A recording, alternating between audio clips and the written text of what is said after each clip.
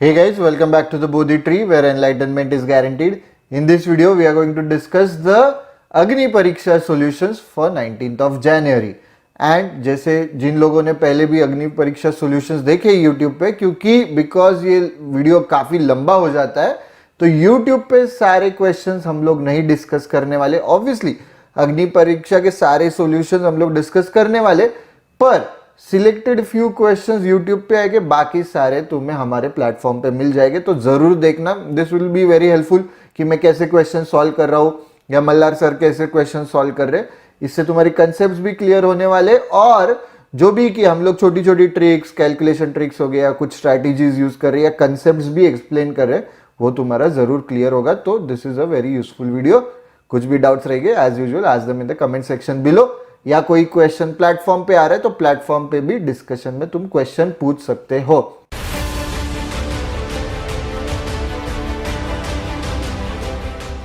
Let's continue with the video. पहला question देखते. A is 25% more efficient. Efficiency is nothing but rate of doing work. Alright, तो ये rate of doing work कुछ भी हो सकता है. अगर मैं ऑथर हूं तो दिन में मैं 10 पेजेस पर डे लिख रहा हूं, तो this is my efficiency, this is my rate of doing work. तो रेट ऑफ डूइंग वर्क का यूनिट क्या है कि मैं कितना काम कर रहा हूं और कितने टाइम में वो काम कर रहा हूं. दैट इज द रेट, मतलब दैट इज द यूनिट. कितना काम कर रहा हूं पर कितने टाइम में काम कर रहा हूं, दैट इज द रेट. मतलब अगर ऑथर, लेट्स से अभी मैं एक बैट्समैन हूं, for example I am a batsman, तो क्या हो जाएगा मेरा कि I hit 6 sixes per day. Example दे रहा हूं, या पर आवर, कुछ भी हो सकता है. यूनिट ऑफ टाइम होना चाहिए यहाँ पे. या फिर मैं एक बिल्डिंग बनाने वाला हूं तो आई ले 100 ब्रिक्स पर आवर, या आई ले 1000 ब्रिक्स फॉर एग्जाम्पल दे रहे पर वीक. ऑलराइट, तो this is the unit of like rate of doing work is efficiency, और ये उसका यूनिट है कि मैं कितना काम कर रहा हूं और डिवाइडेड बाय कितने टाइम में काम कर रहा हूं. तो टाइम एंड वर्क के हमारे फ्री डेमो लेक्चर्स है गाइस, तो उसकी लिंक भी डिस्क्रिप्शन बॉक्स में दी है, और जरूर देखना. वहां पे 4 अलग अलग मेथड से क्वेश्चन सॉल्व कर रहे, तो तुम्हारा 101% टाइम एंड वर्क पूरा क्लियर हो जाएगा. Obviously it's free. तो इज 25% मोर एफिशिएंट. तो इसका मतलब क्या है, एक तो percentage to fraction, fraction to percentage learn होना चाहिए गाइस. तो 25% is nothing but 1/4.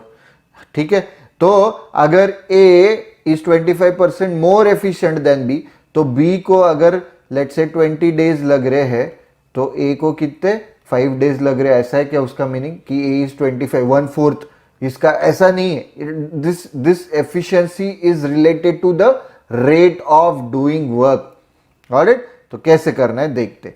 A is 25% more efficient than B and he completes. Again grammar भी बहुत जरूरी होता है कॉन्ट्स के पॉइंट ऑफ व्यू से, इसलिए न्यूज़पेपर भी पढ़ना है. एंड ही कंप्लीट्स, एंड के बाद बोला है मतलब वो ए के बारे में भी बात चल रही.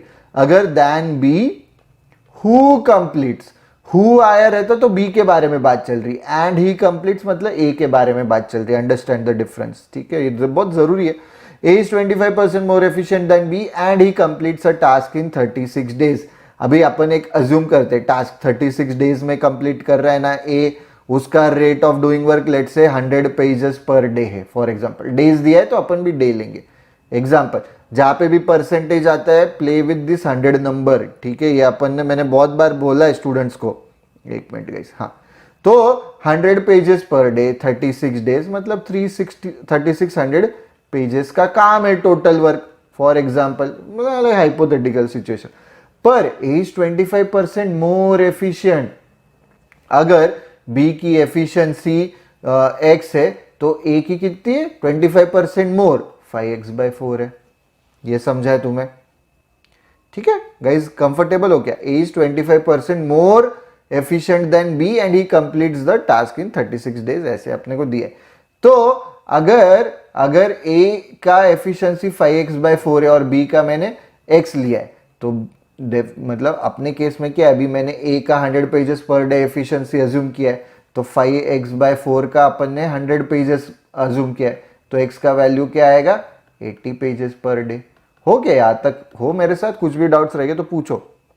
ठीक है, मैंने इसका 100 पेजेस अज्यूम किया है, इसका 80 पेजेस हो गया अपना, क्योंकि 5x/4 तो x की वैल्यू आ गई 80 पेजेस पर डे। पर अपना तो काम जो टोटल वर्क है वो सेम ही रहने वाला है, वो चेंज नहीं हो रहा है, टोटल वर्क कभी चेंज नहीं हो रहा है अनलेस कुछ दिया है उधर।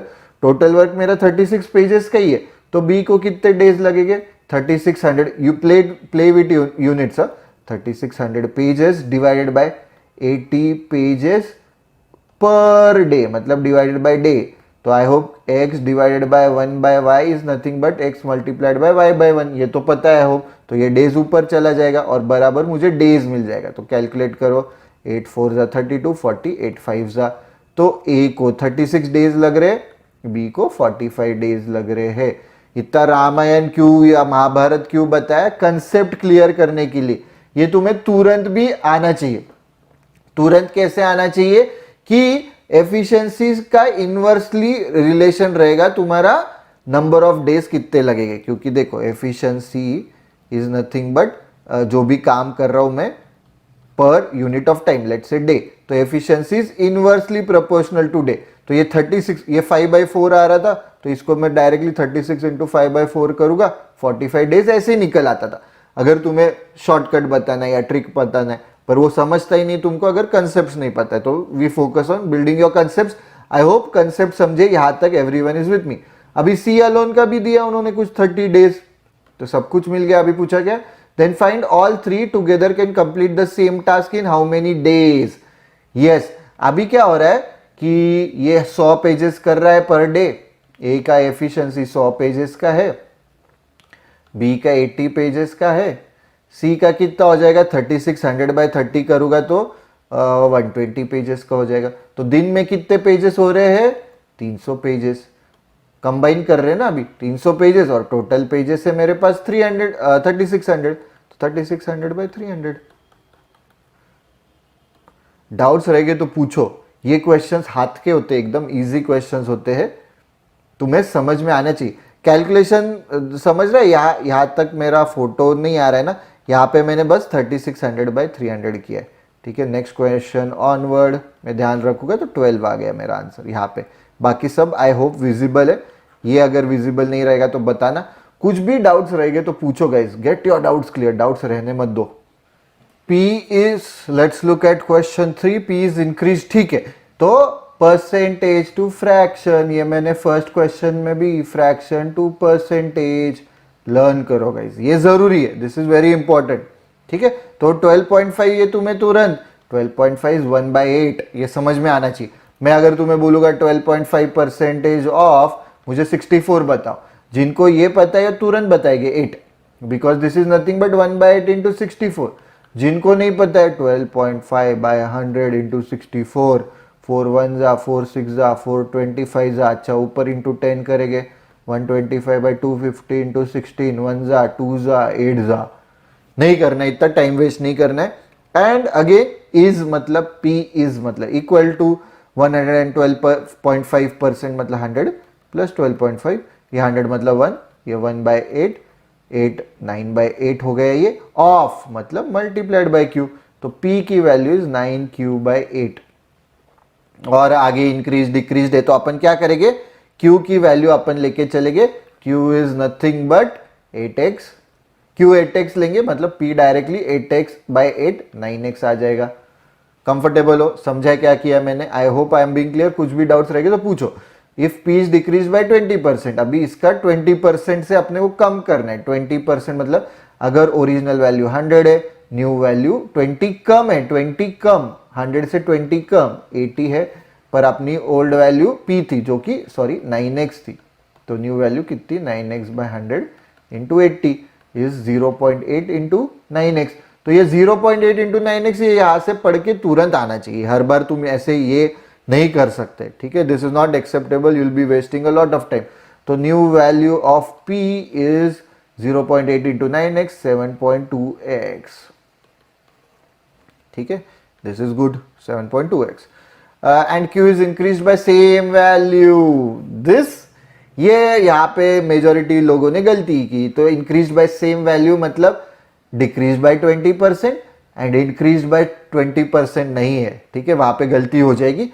तो इंक्रीज बाय सेम वैल्यू, उन्होंने बोला रहता है इंक्रीज बाय सेम परसेंटेज, तो अपन 20 लेते हैं। इंक्रीज बाय सेम वैल्यू मतलब जितने से पी डिक्रीज हुआ है उतने से क्यू इंक्रीज हुआ है। तो पी कितने से डिक्रीज हुआ है, 9x, और 7.2x का डिफरेंस इज 1.8x। तो क्यू की न्यू वैल्यू क्या है, 1.8x ऐड करने, 20% नहीं, 20% इसका कितना हो जाएगा, 1.6x। तो तुम 9.6x नहीं बोलोगे, 1.8x ऐड करना है, तो दैट इज 9.8x। और पूछा क्या है, ratio of P to Q, तो 7.2x divided by new value 9.8x। I hope ये समझा, दिस वाज द कैच। तो 72 बाय 98, तो 2 जा 36 बाय 49 है ऑप्शन। बढ़िया, ये कैच था, ये जिनको समझा उन्होंने हो गया, क्योंकि क्वेश्चन एज सच मुश्किल नहीं। बहुत से लोगों ने नन ऑफ दिस लिखा है क्योंकि क्या किया उन्होंने, यहाँ पे 20% है तो यहाँ पे भी 20% रहेगा, ऐसे अज्यूम करके दे हैव सॉल्व्ड इट। ठीक है, कंफर्टेबल, डाउट्स रहेंगे तो पूछो। Now we'll look at the VARC section. Question number 13. Directions in the question below. Multiple statements labeled A, B, C and D are given. Select the options that indicate the statements that are grammatically incorrect. तो हमें incorrect sentence या sentences ढूंढने हैं. So these are the options, these are the sentences. In the bustling city, amidst the bustling cityscape of towering skyscrapers and bustling streets, there existed a community of artists, among who were sculptors, painters, and musicians, whom collectively fostered an environment of artistic expression and cultural vibrancy.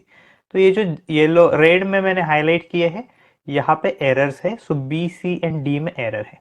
तो exactly क्या error है, now there जो यहाँ पे दिया है, एक होता है देयर, ठीक है, इनमें डिफरेंस समझो। ये जो है this is a possessive adjective and this is an adverb. कौन सा एडवर्ब है, क्या बता रहा है हमें, ठीक है, there existed a community of artist, ये आंसर कर रहा है where, where did a community of artist exist, it existed there.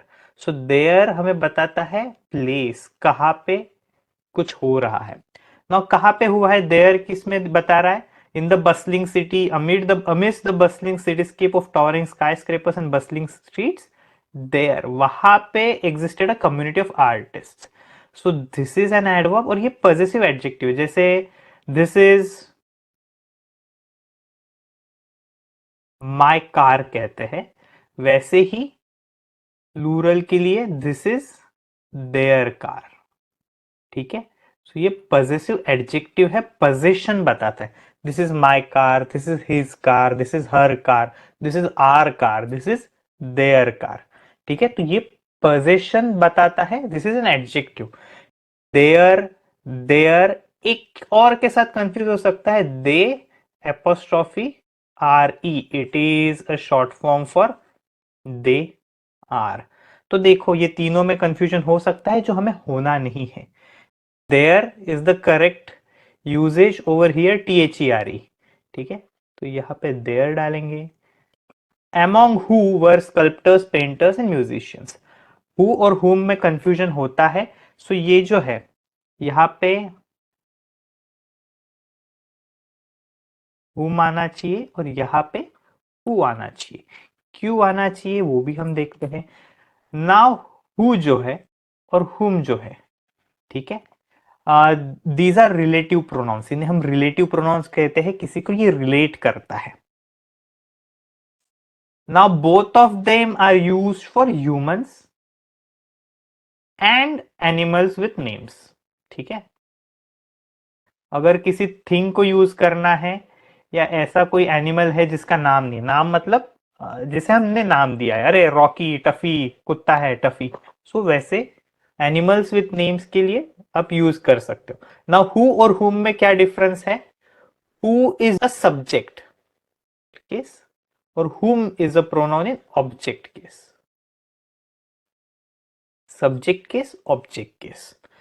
तो जब हमें सब्जेक्ट को रिप्लेस करना है ना, प्रोनाउंस का पर्पस क्या है,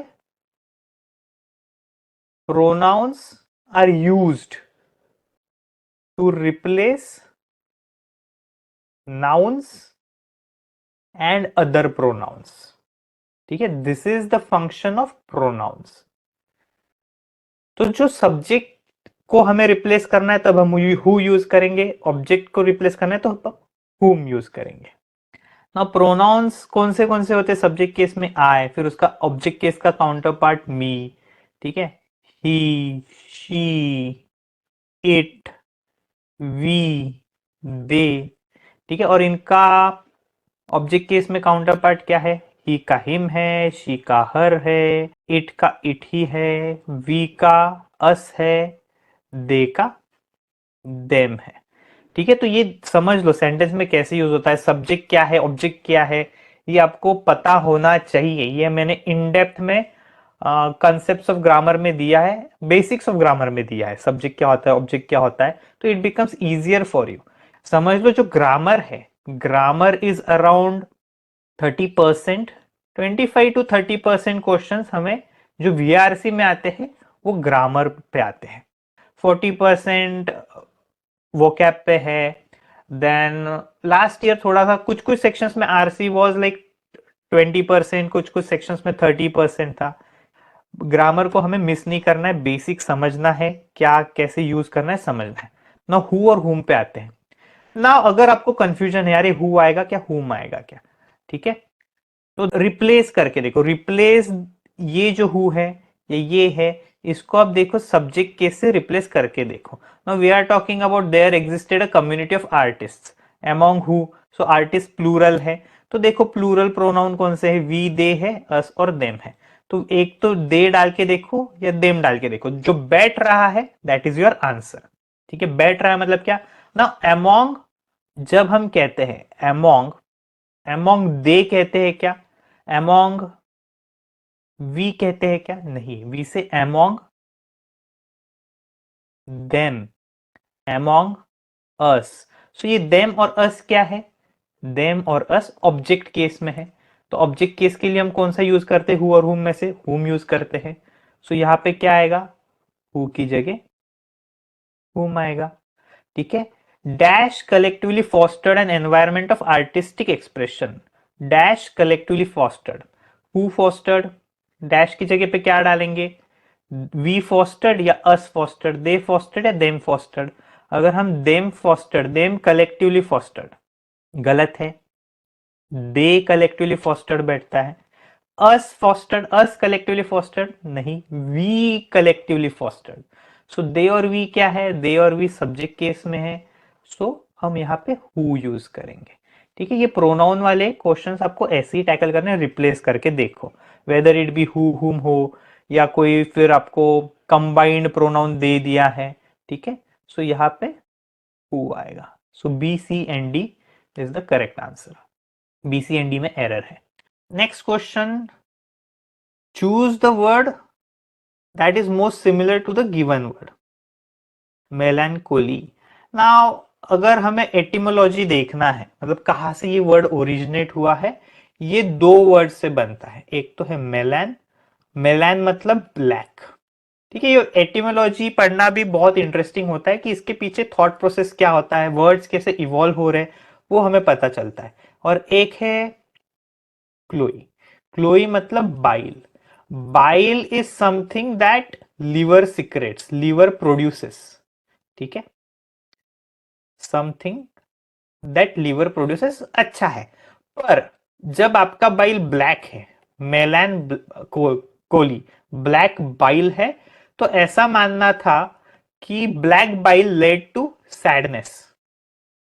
ठीक है, तो वहां से वर्ड आया है ब्लैक बाइल, सैडनेस, मेलैंकोली. तो यहाँ पे सैडनेस वाला कौन सा है? Grief is the most similar. देख रहे हैं, ग्रीफ यहाँ पे करेक्ट आंसर है. विंडिकेशन मतलब क्या? To clear someone's name of blame.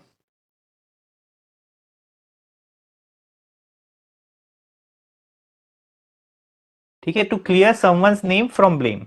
So किसी को हम ब्लेम कर रहेंगे तो उसका नाम हम क्लियर कर देंगे, तो that is vindication. Now melan वाले रूट वर्ड्स वाले और वर्ड्स है लाइक मेलानिन.